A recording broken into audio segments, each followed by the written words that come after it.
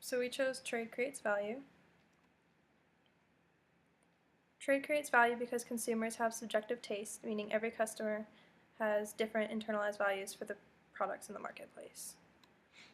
Voluntary exchange between two or more people occurs because they expect to be better off after the exchange than before. If either party felt they would be worse off as a result of the trade, it would not occur. Voluntary trade should be viewed as both parties being made better off rather than a zero sum. One party may end up at a greater advantage as a result of the trade, but neither party should be made worse off. Trades are made on the margin, meaning they are made with the value of each additional unit rather than being viewed as a single purchase and sales order. Ideally, both parties expect to exchange an item of lesser value to them for an item of higher expected value. This is exemplified in online marketplace exchanges such as eBay and Craigslist. Additionally, trade creates value by allowing for specialization of companies, markets, and nations. This allows for entities with comparative advantages to produce goods or services at a lower cost than others. They can pass on those reduced costs to consumers in lower prices for the goods. For our graphic, we chose to use a perfectly competitive market in equilibrium. The demand curve is downward sloping, showing that as the price of goods increases, the quantity demanded decreases. The supply curve is upward sloping, indicating that as the supply of product increases, the opportunity cost also increases. Where the two lines cross is the equilibrium point, where the amount supplied and the quantity demand match at a given price. The area of the triangle to the left of this point shows the gains from trade for both parties involved.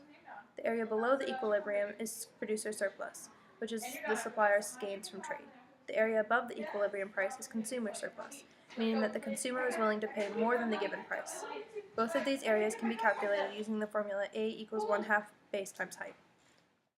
Our first example of trade creates value is Aramark, which operates Marshbank's Dining Hall.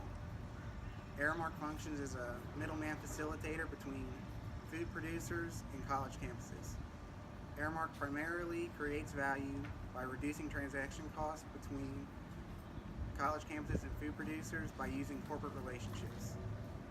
Our second example of trade creating value is the pod. Found throughout campus, they create value to the student body and the community by creating jobs, selling goods to students, and being a place for students to meet up, eat, and study. Let's say you've got two people, Bo and Reese. And let's say Bo has peeps. The first peep would be about a value of a 3 in these happiness points.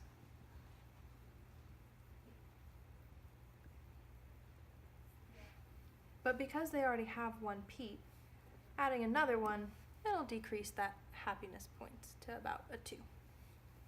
And then you add a third peep, and let's say that's about a 1. Now Reese has Reese's Cups. So let's award happiness points to that first one. That'll be about a 3 too. Then, because they already have one, that value goes down to about a 2.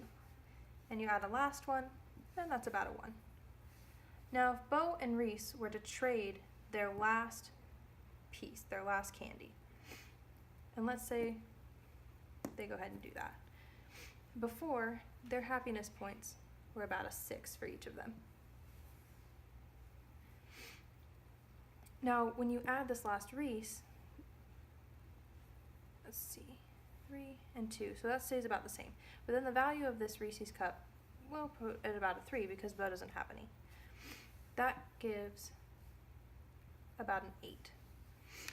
And then for that last peep, this one's about a 3, this one's about a 2, and let's say that's about a 3 because they don't have any.